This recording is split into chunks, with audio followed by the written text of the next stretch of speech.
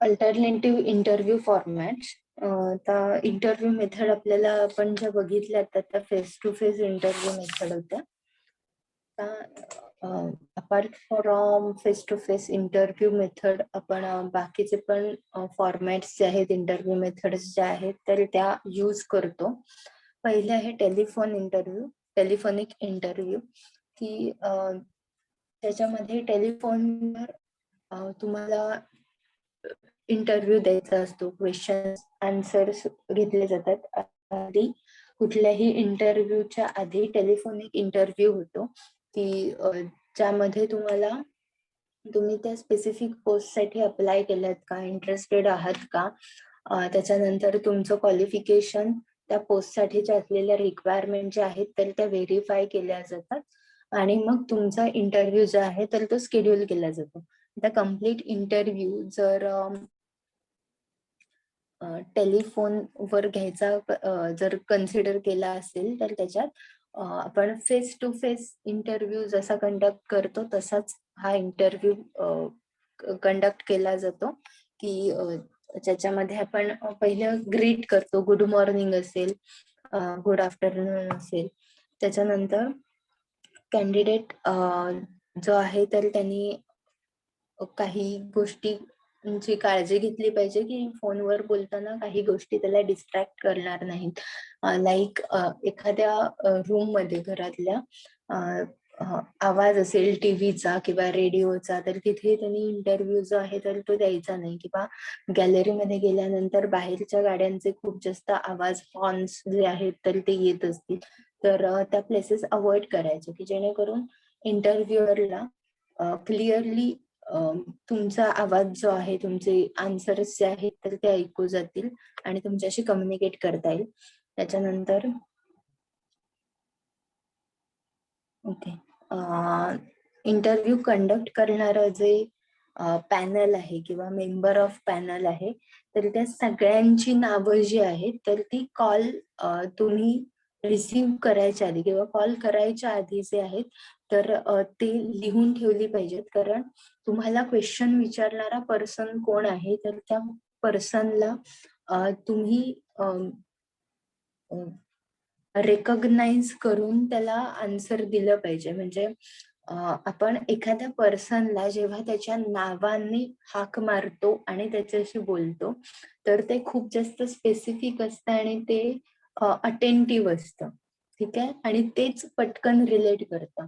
आता तुम्हाला क्लासमध्ये जर काही रेकॉग्नाइज केलं असेल, की तुमचा क्लास खूप छान आहे, तुमच्या क्लासचा परफॉर्मन्स खूप चांगला आहे, ठीक आहे, हे रेकॉग्निशन जे आहे त्यापेक्षा पण इंडिव्हिज्युअल नावं घेतली तुमची, ठीक आहे, ती मेन्शन केली तर ते तुम्हाला खूप जास्त प्रेज केल्यासारखं होईल. ते तुम्हाला खूप जास्त रिलेट करेल. ठीक आहे, त्याच पद्धतीने इंटरव्ह्युअरने क्वेश्चन विचारल्यानंतर सो अँड सो सर और मॅडम आणि मग त्यांना आन्सर द्यायचं.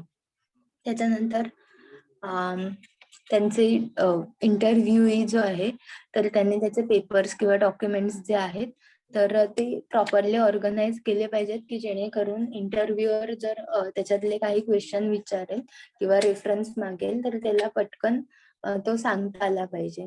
आणि जवळ नोट्स काढण्यासाठी पेन आणि पेपर ठेवला पाहिजे. त्याच्यानंतर इंटरव्ह्यू झाल्यानंतर सगळे मेंबर्स जे आहेत तर त्यांना थँक्यू बोललं पाहिजे. त्याच्यानंतर फेस टू फेस इंटरव्ह्यूला जसं ब्रीफली आन्सर केलं जातं तसंच टेलिफोनिक इंटरव्ह्यूला पण केलं गेलं पाहिजे. आणि क्लिअर आणि डिस्टिंक्टली स्पीकिंग जे आहे तर ते झालं पाहिजे, की जेणेकरून त्यांना ऑडिबल असायला हवं आणि तुमचा व्हॉइस सुद्धा क्लिअर असायला पाहिजे. नेक्स्ट जे आहे तर तो आहे online interview. Online interview video किंवा वेब इंटरव्ह्यू, ठीक आहे. तर त्याच्यामध्ये पहिलं आहे बेस्ट हार्डवेअर टू चूज. कुठला हार्डवेअर? आता हार्डवेअर म्हणजे तुम्ही गॅजेट कुठलं चूज करताय, कम्प्युटर चूज करताय, टॅबलेट चूज करताय, लॅपटॉप चूज करताय की स्मार्टफोन चूज करताय, की ज्याची टेक्नॉलॉजी जी आहे तर ती त्या स्पेसिफिक ऍप्लिकेशनला सपोर्टिव्ह असायला पाहिजे. फॉर एक्झाम्पल आपण झूम ऍप्लिकेशन यूज करतोय किंवा स्काईप आहे की जिथे इंटरव्ह्यू कंडक्ट केले जाऊ शकतात. ही जी ऍप्लिकेशन्स आहेत त्याला सपोर्टिंग गॅजेट्स जे आहेत तर ते चूज केले गेले पाहिजे. नेक्स्ट जे आहे तर select the proper location for the interview. Video interview मध्ये आपलं बॅकग्राऊंड जे आहे तर ते सुद्धा दिसणार आहे. तर त्याच्यामुळे प्रॉपर बॅकग्राऊंड असलेली सरफेस किंवा वॉल जी आहे किंवा फ्रेम जी आहे तर ती सिलेक्ट केली गेली पाहिजे. त्याच्यानंतर टेस्ट ऑल दी टेक्नॉलॉजीज. इंटरव्ह्यूच्या आधीच की तुमचं साऊंड असेल, कॅमेरा असेल, व्हिडिओ प्रोग्रामिंग असेल, लाईट इफेक्ट जे आहेत तर ते सगळे चेक केले गेले पाहिजेत की इंटरव्ह्यूच्या वेळेला तुम्हाला त्याचा काही प्रॉब्लेम येणार नाही. त्याच्यानंतर शेड्यूल ऍटलिस्ट 1 मॉक इंटरव्ह्यू. एक मॉक इंटरव्ह्यू जो आहे तर तो तुमच्या फ्रेंड्सशी असेल, कलिगशी असेल किंवा कुठल्या फॅमिली मेंबर्स सोबत जो आहे तर तो शेड्यूल करायचा की जेणेकरून तुम्हाला त्याचं प्रॅक्टिस होईल की इंटरव्ह्यू साधारण कसा कंडक्ट केला जाईल, तुमचं बॅकग्राऊंड जो आहे तर तो प्रॉपर आहे का, तुम्हाला त्याच्यावर ऑपरेट करता येतंय का ते ऍप्लिकेशन जे आहे ते, एक्सेट्रा. त्याच्यानंतर plan for glitches. Have a backup plan if something goes wrong the day of the interview. आता बॅकअप प्लॅन ठेवला पाहिजे. मॅनेजमेंटमध्ये आपण प्लॅन बी ला खूप जास्त इम्पॉर्टन्स देतो कारण दरवेळी प्लॅन ए एक्झिक्यूट होईलच असं नाहीये. मग अशा वेळी तुमचा प्लॅन कॅन्सल करणं, प्रोजेक्ट कोलॅप्स होणं त्यापेक्षा तुमचा प्लॅन बी रेडी असणं इम्पॉर्टंट आहे.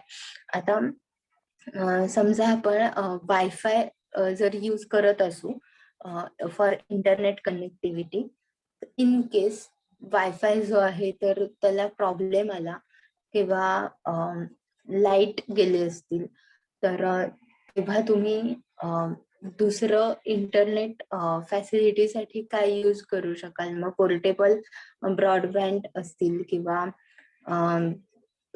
पोर्टेबल वायफाय असेल,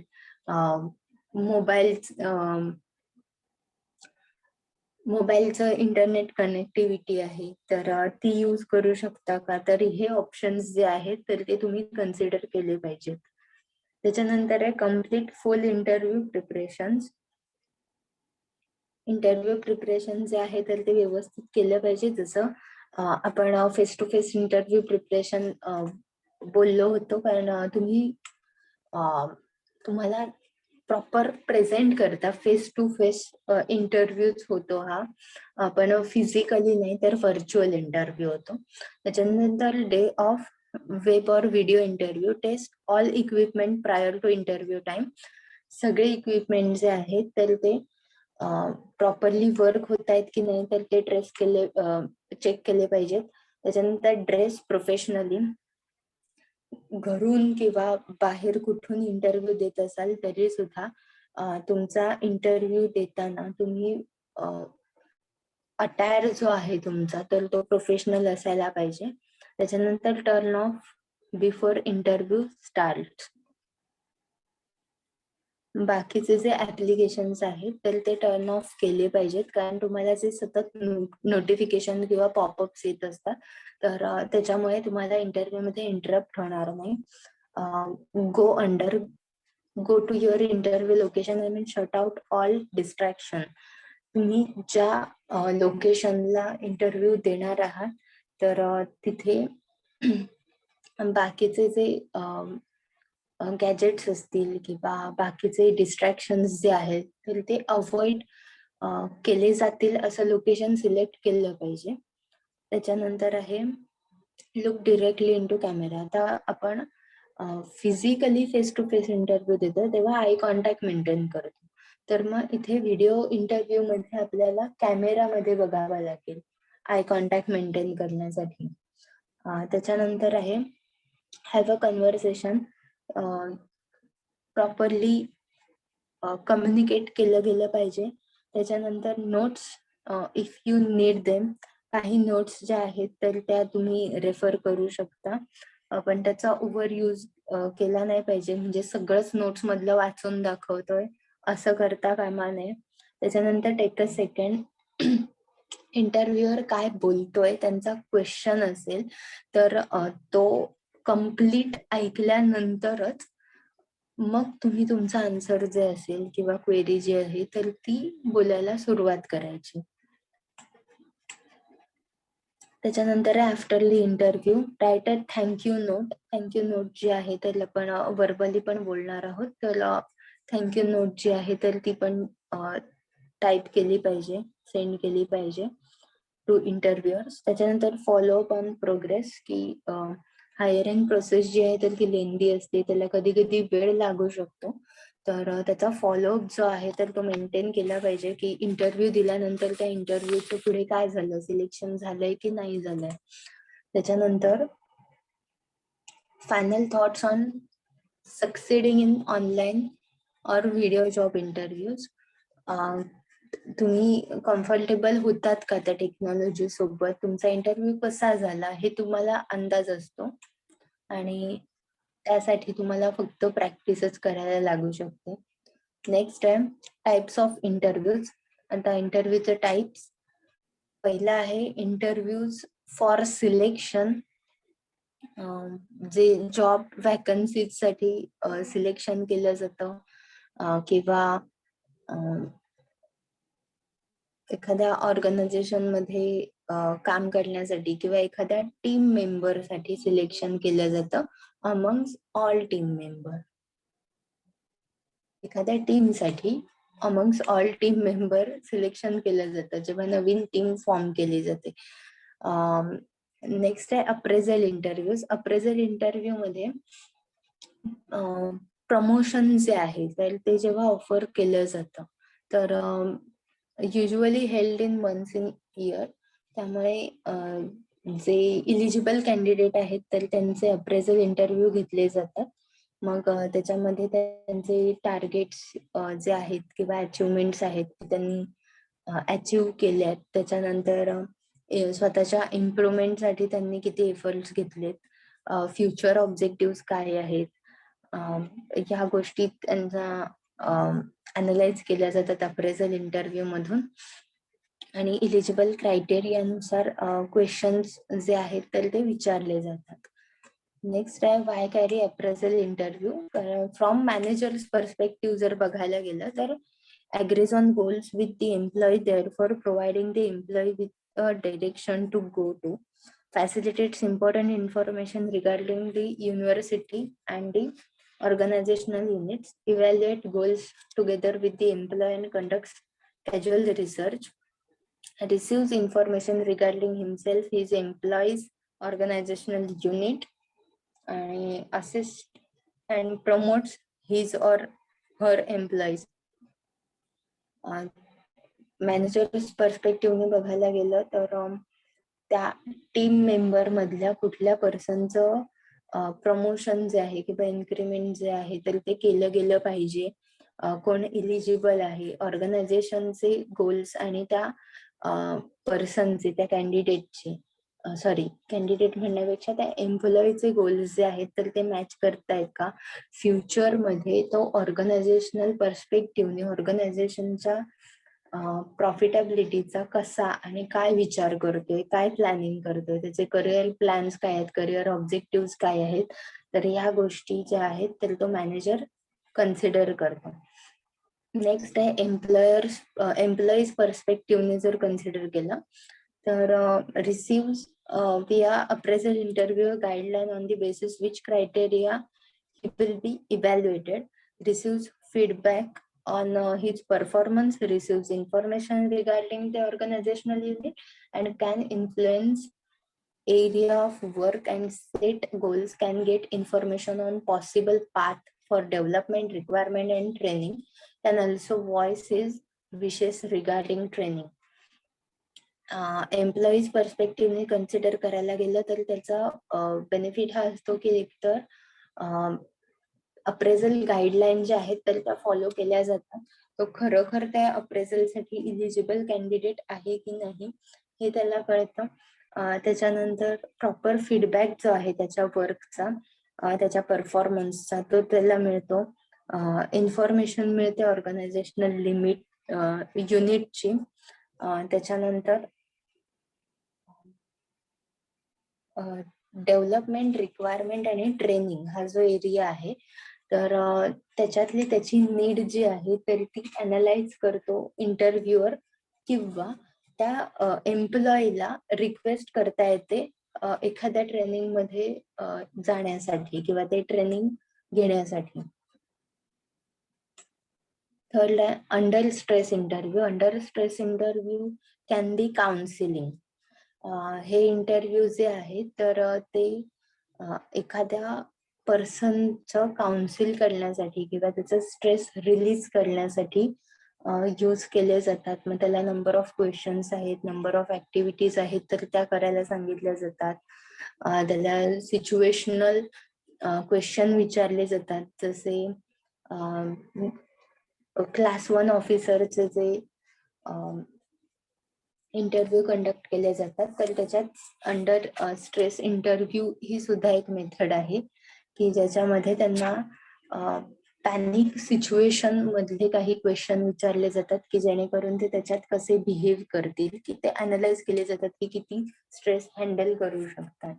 आणि जनरली ऑर्गनायझेशन मध्ये बघायचं झालं तर कॅन्डिडेटची मेंटल कंडिशन आहे, त्यांचा स्ट्रेस जो आहे तर तो ओव्हरकम करण्यासाठी स्ट्रेस इंटरव्ह्यू काउन्सिलर जे आहे तर ते हायर केले जातात. त्याच्यानंतर आहे ग्रॅव्हियन्स इंटरव्ह्यू. ग्रॅव्हियन्स इंटरव्ह्यू म्हणजे कंप्लेंट अँड ग्रॅव्हियन्सेस असतील among employees, group of employees, employer and employees, what ever. आणि ह्युमन बिंग आहे, कॉन्फ्लिक्ट आहेत, कंप्लेंट्स आहेत, ग्रॅव्हियन्सेस आहेत तर त्या असणारच आहेत. तर त्या सॉल्व्ह करण्यासाठी, त्या समजून घेण्यासाठी हे इंटरव्ह्यू कंडक्ट केले जातात. पहिले त्याच्या स्टेप्स जे आहेत तर ते आहे प्रिपेअर. प्रिपेअर मध्ये जेव्हा केस त्या काउन्सिलरकडे म्हणा किंवा इंटरव्ह्युअरकडे येते तर तेव्हा त्याच्याकडे जो रिपोर्ट येतो की कशामुळे ग्रॅव्हियन्सेस तयार झाले, काय सिच्युएशन आहे, केस काय आहे, तर तो पहिले ती रीड करतो. त्याच्यानंतर आहे provide and appropriate physical environment. Appropriate physical environment मध्ये ज्याचा इंटरव्ह्यू कंडक्ट करायचा आहे अशा एम्प्लॉईला प्रायव्हेट स्पेस दिली जाते. एखाद्या रूम मध्ये शांतपणे त्याला बसवलं जातं आणि त्याचा इंटरव्ह्यू कंडक्ट केला जातो.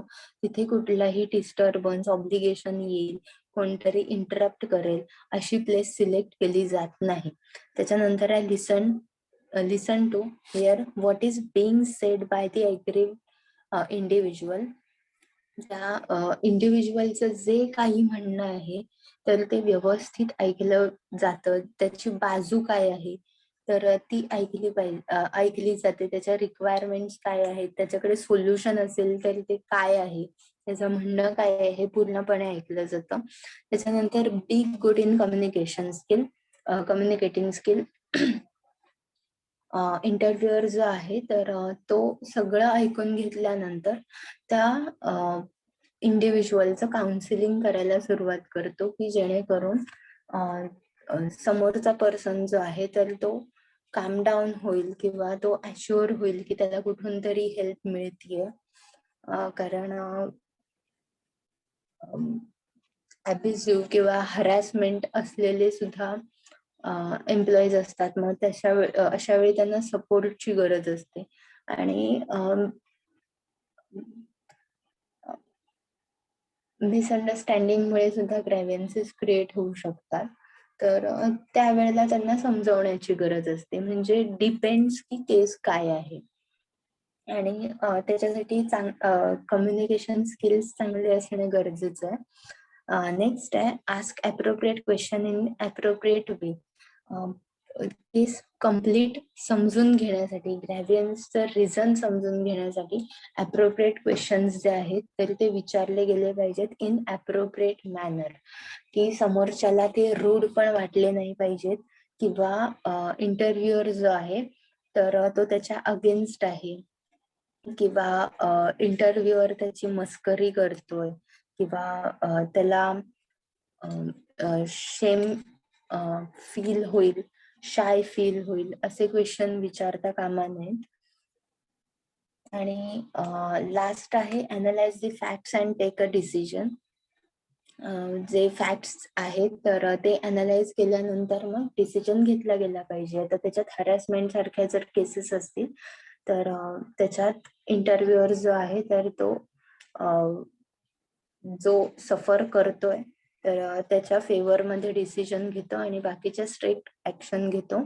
त्याच्यानंतर मिसकम्युनिकेशन असेल तर त्या दोघांमध्ये त्या दोन पार्टीज मध्ये किंवा त्या दोन पर्सन मध्ये ते पुन्हा एकत्र येतील ह्याच्यासाठी काहीतरी ऍक्टिव्हिटीज किंवा कम्युनिकेशन जे आहे तर ते करतो. नेक्स्ट आहे exit interview. Exit interview conduct केले जातात जेव्हा एम्प्लॉई तुमच्या ऑर्गनायझेशन सोडून जाणार असतो. ह्या एक्झिट इंटरव्ह्यूचा फायदा हा असतो की तुमच्या ऑर्गनायझेशन मधले एम्प्लॉईज जे आहेत तर ते त्यांचं मॅक्झिमम रिझन काय आहे जॉब सोडून जाण्याचं. जर वर्क कल्चर चांगलं नसेल आणि हे रिझन सांगून जर जास्तीत जास्त कॅन्डिडेट जॉब सोडून जात असतील आफ्टर जॉईनिंग तर त्यांना त्याच्यावर वर्कआउट करता येऊ शकतं. म्हणजे त्यांना थोडक्यात एक्झिट इंटरव्ह्यू मधून सोल्युशन हवं असतं की जेणेकरून कॅन्डिडेट जे आहेत तर ते सस्टेन राहतील, ऑर्गनायझेशन मध्ये काम करतील.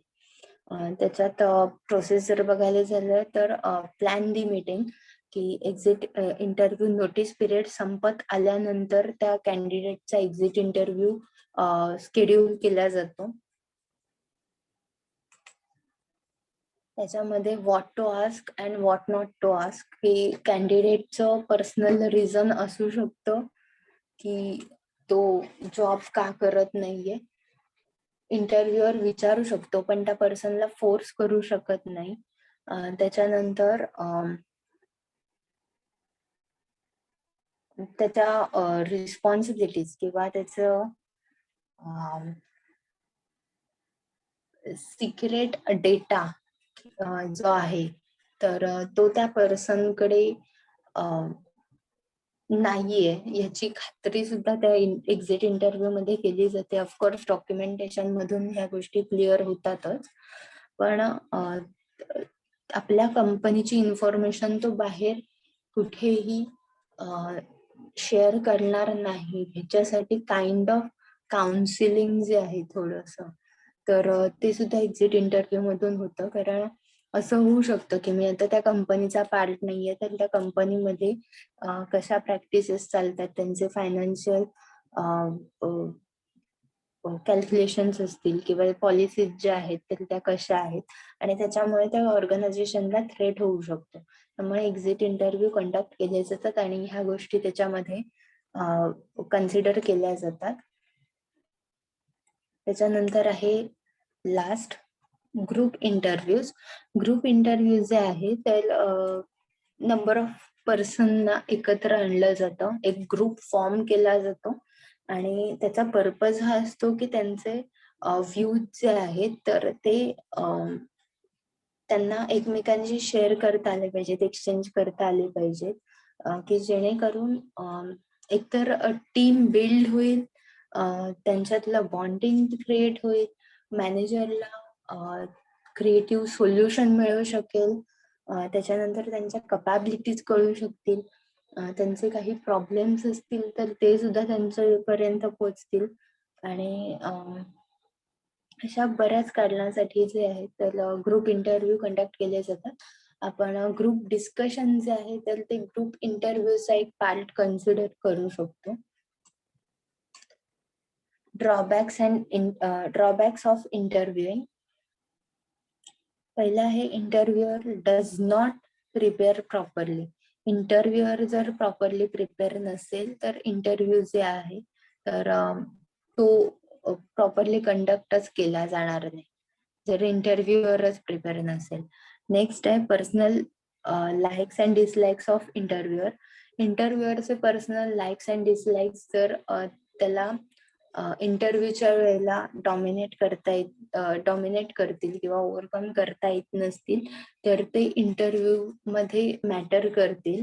मग त्याच्यामध्ये छोट्या मोठ्या गोष्टी असतात की इंटरव्ह्यूअरचा पर्स्पेक्टिव्ह किंवा त्याचे व्हॅल्यूज अँड इथिक्स वेगळे असतात आणि कॅन्डिडेटचे व्हॅल्यूज अँड इथिक्स वेगळे असतात आणि त्याच्या आन्सर मधून जर इंटरव्ह्यूअरला ते खटकलं तर इंटरव्ह्यूअर जो आहे तर तो त्याला रिजेक्ट करू शकतो.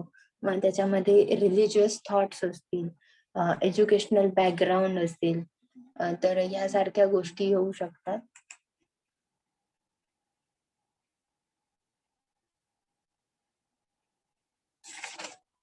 आणि तिसरं आहे स्ट्रेस. स्ट्रेस मध्ये इंटरव्ह्यूअर प्रॉपरली इंटरव्ह्यू कंडक्ट करू शकणार नाही. आणि दुसरं त्याचे लिसनिंग स्किल सुद्धा चांगले पाहिजेत कारण कॅन्डिडेट जे आहेत तर ते ऑलरेडी स्ट्रेस मध्ये असतात. त्यांचा कॉन्फिडन्स कमी असतो. ते बोलताना अनेकदा चुका करू शकतात किंवा त्यांचा आवाज कमी असू शकतो बोलताना. तर तरी सुद्धा त्यांना कन्सिडर करावं लागेल. त्याच्यानंतर आहे ग्रुप डिस्कशन. ग्रुप डिस्कशन मध्ये reasons for holding group discussion. First, as part of recruitment प्रोसेसचा पार्ट म्हणून ग्रुप डिस्कशन कंडक्ट केलं जाऊ शकतं. जेव्हा large number of candidate apply करतात तेव्हा ग्रुप डिस्कशन मधून त्यांना इलिमिनेट प्रोसेस साठी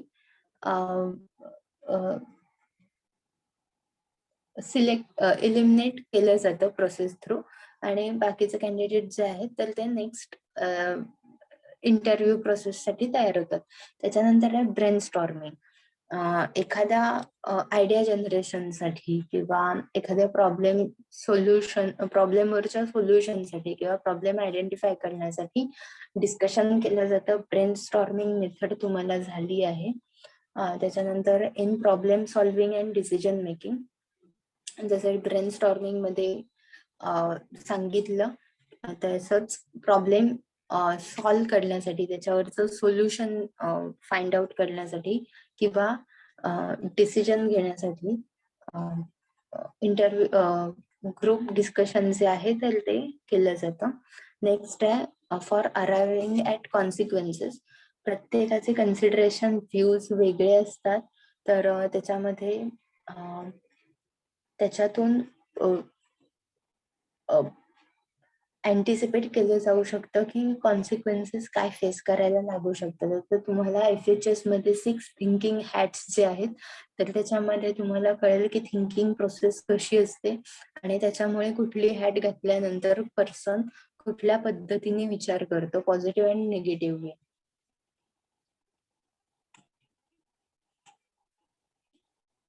skills which are ask in group discussion. आता ग्रुप डिस्कशन मध्ये कुठले स्किल्स जे आहेत तर ते अनालाइज केले जातात. पहिला आहे कम्युनिकेशन स्किल की जे तुम्ही बाकीच्या कॅन्डिडेटशी कसं कम्युनिकेट करताय, तुमचा पॉइंट कसा तुम्ही मांडताय. त्याच्यानंतर सॉफ्ट स्किल की कुठल्या पद्धतीने कुठली लँग्वेज असेल, तुमचा पोलाइटनेस आहे. त्याच्यानंतर इंटरपर्सनल स्किल्स. त्याच्यामध्ये जर तुम्हाला क्वेश्चन विचारला असेल दुसऱ्या कॅन्डिडेटने किंवा तुमच्या क्वेश्चनवर तुमच्या पॉइंटवर ऑब्जेक्शन घेतलं असेल तर तुम्ही त्याच्यावर कसं आन्सर करताय. Team working skills. दुसऱ्या कॅन्डिडेटला एनकरेज करताय का बोलण्यासाठी, दुसऱ्याला बोलायला वेळ देताय का की एकटेच बोलताय. त्याच्यानंतर कॉन्फ्लिक्ट मॅनेजमेंट स्किल्स. समजा 10 जणांची टीम आहे, 2 कॅन्डिडेट त्यांच्या पॉइंटवर जे आहेत तर ते स्टिक राहिले, ते त्यांच्यात कॉन्फ्लिक्ट सुरू झालंय आता, तर अशा वेळेला तुम्ही एक स्टेप पुढे घेऊन ऍज अ लीडर म्हणून किंवा कॉन्फ्लिक्ट मॅनेजर म्हणून ती सिच्युएशन हँडल करू शकताय का प्रॉपरली आणि त्यांच्यातलं भांडण सोडवताय का. त्याच्यानंतर टेकिंग अन इनिशिएटिव्ह, टॉपिकला स्टार्ट करताय का डिरेक्टली, म्हणजे जेव्हा टायमिंग स्टार्ट होतो तेव्हा तुम्ही इनिशिएटिव्ह घेऊन टॉपिक स्टार्ट करताय का. लिडरशिप स्किल्स जे आहेत की जसं conflict management, team working skill आहे, तर हे दाखवून तुम्हाला लिडरशिप स्किल्स जे आहेत तर ते तुम्ही रिप्रेझेंट करत असता. प्रेझेंटेशन स्किल्स मध्ये पॉइंट तुम्ही कशा पद्धतीने मांडताय, त्याचे रेफरन्सेस काय देताय. निगोसिएशन स्किल मध्ये एखादा पॉइंट तुम्ही जर फेवर मध्ये मांडत असाल तर त्याच्यामध्ये त्याचे काही कॉन्सिक्वेन्सेस पण असू शकतात, तर ते समोरच्या कॅन्डिडेटने सांगितल्यानंतर ते ऍग्री करून, ते ऍक्सेप्ट करून तुम्हाला ते पॉइंट्स आहेत तर ते मांडता आले पाहिजेत. आणि ऑब्झर्वेशन स्किल, की प्रत्येक कॅन्डिडेट कुठला पॉइंट मांडतोय, कुठलं एक्झाम्पल देतोय आणि मग तुमची टर्न जेव्हा येईल तर तेव्हा त्या पर्सनच्या पॉइंटला कन्सिडर करून, त्या पर्सनकडे बघून किंवा त्याचं नाव घेऊन तुम्ही त्याच्या पॉइंटला ऍग्री करू शकता किंवा त्याच्यावर ऑब्जेक्शन घेऊ शकता. ते एवढे स्किल्स जे आहेत तर ते कन्सिडर केले जातात. त्याच्यानंतर ways to develop group discussion skill, हे ग्रुप डिस्कशन कसं डेव्हलप केलं जातं तर अंडरस्टँडिंग लेवल जी आहे तर ती डेव्हलप केली पाहिजे, कारण ग्रुप डिस्कशन म्हणजे तुम्हाला तिथे जाऊन भांडण करायचं नाहीये, तुम्हाला ते डिस्कस करायचंय. त्याच्यानंतर आहे constantly observe different behaviour styles of different people. Constant observation गरजेचं आहे की various people are in our surrounding. तर प्रत्येक पर्सन वेगवेगळा आहे, काही जण अग्रेसिव्ह आहेत, काही जण खूप जास्त काम आहेत, काही जण खूप जास्त कॅज्युअल आहेत, काही हॅपी गो लकी पर्सन असतात. मग त्यांचे बिहेवियरल ऍटिट्यूड जे आहेत तर ते त्या पर्सनच्या पॉइंट मध्ये मांडले जाऊ शकतात आणि त्यांचा तसा पॉइंट ऑफ व्ह्यू बनत असतो. मग हा तुम्हाला लक्षात आला तर ते तुम्हाला ग्रुप डिस्कशनला प्लस पॉइंट असेल की त्याच्यामुळे तुम्ही त्या सिच्युएशन हँडल करू शकता. समोरच्याचा पॉइंट जो आहे तर तो कन्सिडर करू शकता. त्याच्यानंतर की प्रॅक्टिसिंग, की प्रॅक्टिस ही खूप इम्पॉर्टंट आहे. त्याच्यानंतर प्रॅक्टिसिंग मध्ये पण लिसनिंग स्किल्स जे आहेत तर ते डेव्हलप करायला पाहिजेत. फक्त बोलणं गरजेचं नाहीये ग्रुप डिस्कशन मध्ये, बाकीच्यांचं ऐकणं सुद्धा इम्पॉर्टंट आहे. त्याच्यानंतर आर्ग्यू जे आहेत तर ते लॉजिकल केले गेले पाहिजेत, ते इगोइस्टिक असता कामा नये. त्याच्यानंतर पोलाइटनेस सुद्धा असायला पाहिजे. काही पॉइंट मध्ये अग्रेशन असायला हवं, पण तरी सुद्धा पोलाइटनेसची लाईन जी आहे तर ती सुद्धा क्रॉस होता कामा नये. बाकीच्यांना बोलताना इंटरप्ट करायचं नाही. तर हे काही गोष्टी ज्या आहेत तर त्या तुम्हाला ग्रुप डिस्कशन मध्ये डेव्हलप करायच्या असतात ऍज अ स्किल म्हणून. आपण क्लासमध्ये असतो तर आता तुमचं जीडी जे आहे तर ते आपण घेतलं असतं प्रॅक्टिकली, जेणेकरून तुम्हाला हे पॉइंट लक्षात आले असते. त्याच्यानंतर ऑर्गनायझिंग ग्रुप डिस्कशन, पहिलं आहे त्याच्यातले पॉइंट्स आहेत essential of group discussion, be as a natural as possible, की जितके तुम्ही नॅचरल आहात तितके नॅचरल राहा, त्याच्यात फेकनेस करायला जाऊ नका. त्याच्यानंतर ऑर्गनायझिंग ग्रुप डिस्कशनच्या वेळेला प्रत्येक कॅन्डिडेटला पेन पेन्सिल असेल, नोटपॅड असेल तर तो प्रोव्हाइड केला गेला पाहिजे, की जेणेकरून त्यांना पॉइंट्स जे आहेत तर ते लिहिता येतील.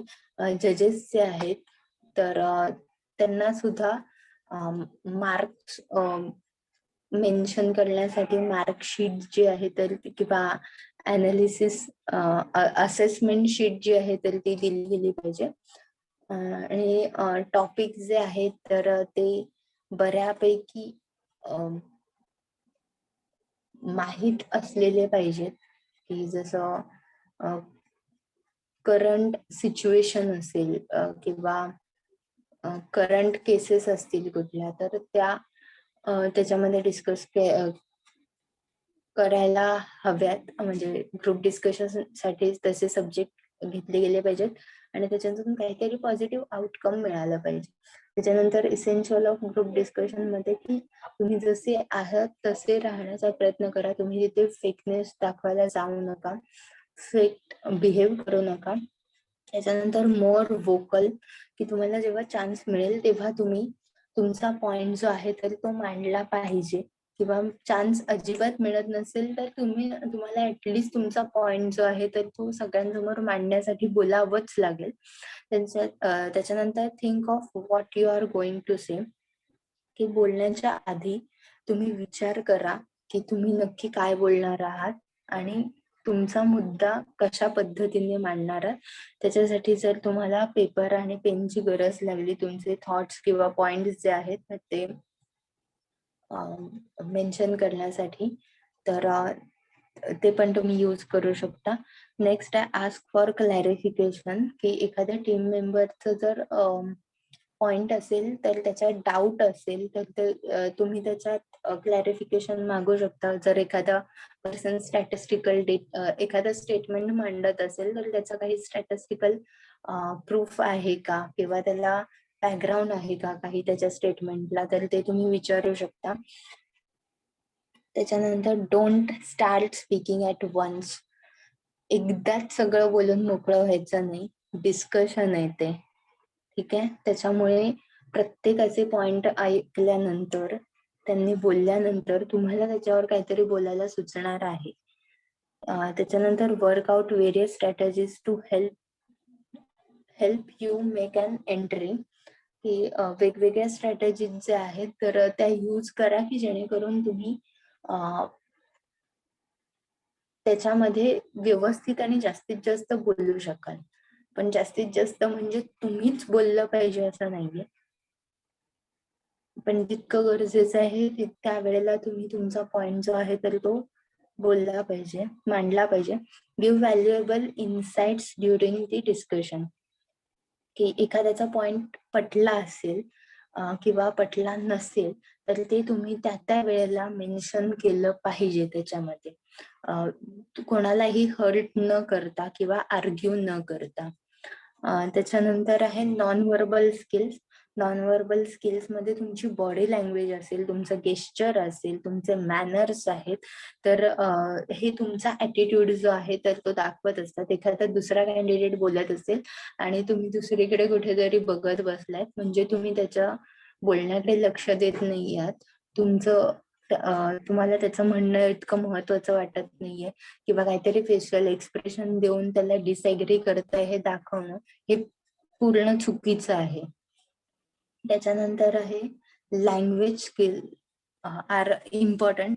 लँग्वेज जी यूज करताय तर ती खूप इम्पॉर्टंट आहे. त्याच्यामध्ये क्लॅरिटी आणि फ्लुएन्सी असायला पाहिजे, कारण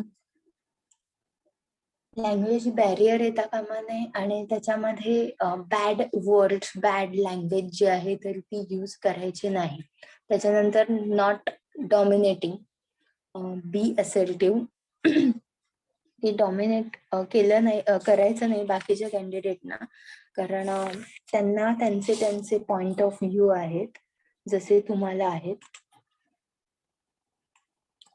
त्याच्यानंतर आहे बी पेशंट, शांतपणे समोरच्याचा पॉइंट सुद्धा ऐकून घ्यायची तयारी असायला पाहिजे.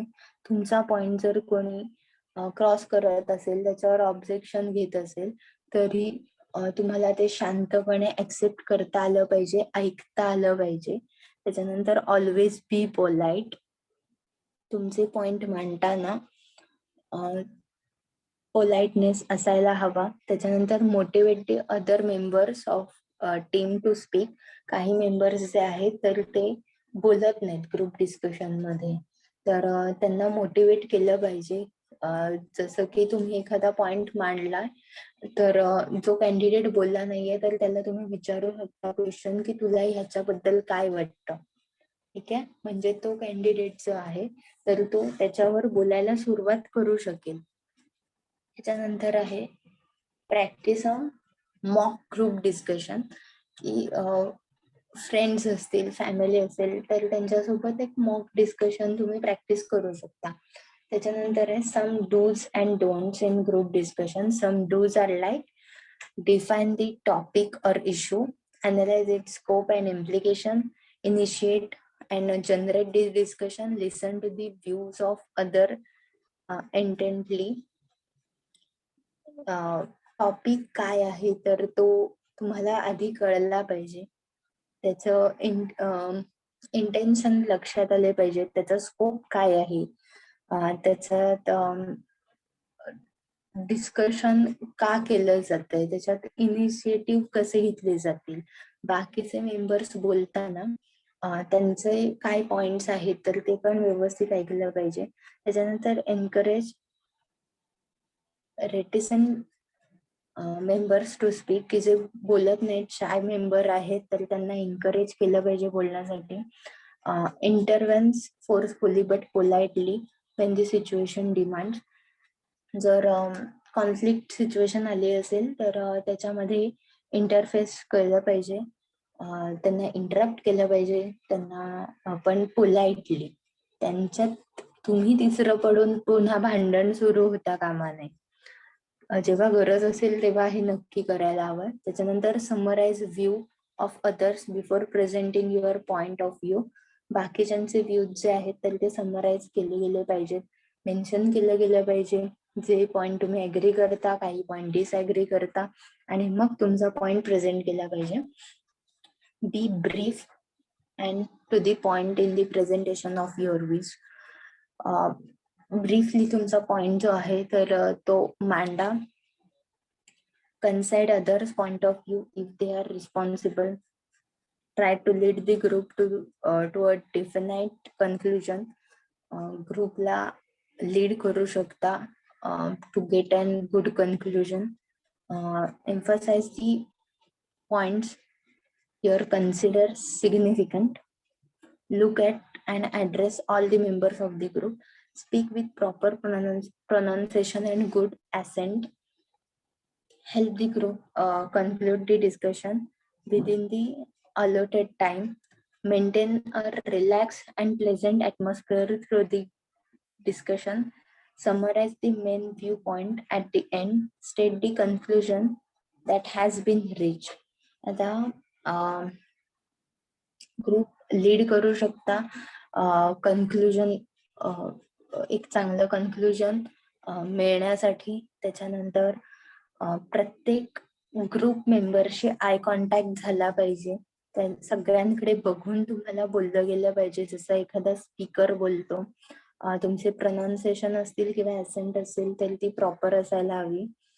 कन्क्लुजन जे आहे तर ते, आणि ग्रुप डिस्कशन जे आहे तर ते तुम्हाला विदिन टाइम लिमिट जे आहे तर ते करायचं असतं. लाईक काही टॉपिक ग्रुप डिस्कशनला दिले जातात तर ते 10 मिनिटांमध्ये तुम्हाला डिस्कस करायचे असतात. काहींना 15 दिलेले असतात, काहींना 5 मिनिटं दिलेली असतात. मग टाइम कन्स्ट्रेंट लक्षात ठेवून डिस्कशन झालं पाहिजे. सगळ्यात शेवटी समराइज केलं गेलं पाहिजे पॉइंट तुमचा व्ह्यू जो आहे तो, की जेणेकरून एक कन्क्लुजन मिळेल. आणि डोंट्स मध्ये, don't be assertive in presenting your views. Don't dominate in discussion. Don't make any personal remark. Don't jump to conclusions. Don't speak continuously for a long time. Neither raise your voice too high nor speak too softly. Assertive राहायचं नाही म्हणजे jump करायचं नाही. एकदा favour मध्ये बोलत असाल टॉपिकच्या तर दुसरा कॅन्डिडेट बोललाय म्हणून लगेच तुम्ही जम्प करून अनफेवरेबल पॉइंट ऑफ व्ह्यू मध्ये जायचं नाही, किंवा मग पुन्हा फेवरेबल मध्ये येऊन बोलताय. तर ह्या गोष्टी अवॉइड करायचं. तुम्हाला तुमचं मत आहे की जे तुम्हाला प्रेझेंट करायचं असतं. अनफेवरेबल कंडिशन तुम्ही ऍक्सेप्ट करू शकता, पण म्हणून तुमचं फेवरेबल पॉइंट ऑफ व्ह्यू जो आहे तर तो कम्प्लिटली चेंज होणार नाहीये. त्याच्यानंतर पर्सनल रिमार्क्स आहेत, तर ते अजिबात करायचे नाहीत ग्रुप डिस्कशन मध्ये, कारण ते इंडिव्हिज्युअलची लाईफ आहे, त्यांची पर्सनल लाईफ आहे, त्यांची पर्सनल स्पेस मध्ये एंटर करायचं नाही, डिस्कशन मध्ये डॉमिनेट करायचं नाही, किंवा लगेचच कन्क्लुजनला सुद्धा यायचं नाही. 10 मिनिटाचा टायमिंग आहे, तर शेवटचा 1-1.5 मिनिट जो आहे तर तो सगळ्या कॅन्डिडेटला त्यांचे त्यांचे व्ह्यूज कन्क्लूड करण्यासाठी असतो. तर त्यावेळेला कन्क्लुजन द्यायचं. त्याच्यानंतर कंटिन्युअसली खूप वेळ बोलत बसायचं नाही, आणि तुमचा आवाज जो आहे तर तो पोलाइट असायला पाहिजे. खूप मोठ्या आवाजात किंवा अगदीच हळू आवाजात बोलायचं नाही. आता हे सगळं आपलं डूज अँड डोंट्स झालं. नेक्स्ट टॉपिक जो आहे तो आहे आपला मीटिंग. तो आपण उद्याच्या लेक्चरला बघूया.